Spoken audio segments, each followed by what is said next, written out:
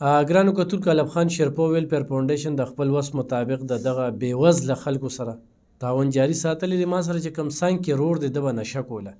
الله پاک پې ډېر غټ رحم وکړو او جیل یې مو خوړو، هسپتال یې مو خوړو، اوس ټیک شوی دی.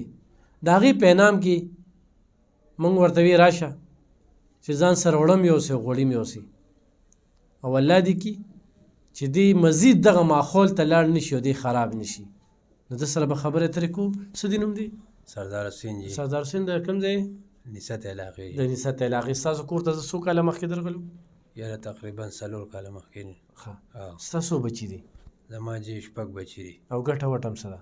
ګټه وټه هم بس مېښې ساتو، بس ګټه وټه هم اوس داسې نشته، غریبي ده بس. نه نو مېښې ساتلو کې خو نن سبا نشته، بس مېښې بس زما باندې ولګېدې ټولې په هسپتالونو کې په جیل باندې راباندې ټولې پیسې ولګېدې. نو بس واړه واړه بچي مې دي او هغوی له بس هغوی سکول ته ځي راځي او خدای پاک هغه رزق ورکوي. ستاسو غوندې کورونه خدای دې جمدي ساتي او خدای مو هېڅ هم مه کوه. لکه زموږ خدمت کوئ، د ټول قوم خدمت کوئ. ما به نشه کوله مخکې او زما ټولو خلکو ته دا خواست چې نشه مه کوئ، نشه ډېر بد شی دی. بنده هر څه نه وباسي، لکه ضمیر یې مړ شي، د قام کلي نه وباسي، دا څه نه وباسي، څوک په اټکې اعتبار نه کوي. ما تقریبا کېږي 15-14 میاشتې کېږي چې ما نشه پرېښې.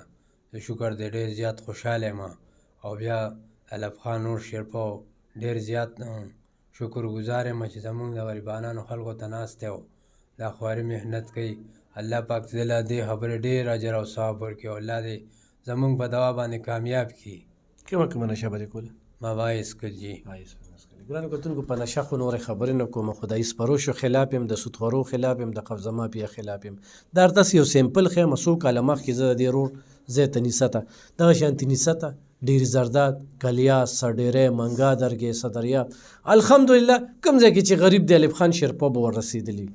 ایوب خان شیرپو نن تاسو نه اوړ غواړي او اوړ درنه ولې غواړي چې میدان خالي دی، څوک شته نه، خلقه خالي ده. د خلقي اواز او د حلقي حق روړل. اوس په مداریان هم روزي، رنګ نن خلک هم روزي، کاروباریان به هم روزي، هغه هم وایي چې موږ به هم خدمت کوو. خو ایوب خان شیرپو به تاسو لیدلی وي 21 کاله خدمت کړی. داسې یو سمپل درته وړاندې کومه چې دا رور نشې کولې، ایزې کولې، اوس خلکو ته هم نصیحت کوي چې مه کوه. او زم وله په انعام کې دا ورکومه چې وروره به د 6 بچو دپاره ژوند د کور غونډ چې کوم دی نه سوځېدلی و که نه سوځېدلی ورڅه. بل زمونږ یو صدر صاحب دی، نبي امین صاحب د دغه تولاندی نسبت ډېر تکړه انسان دی.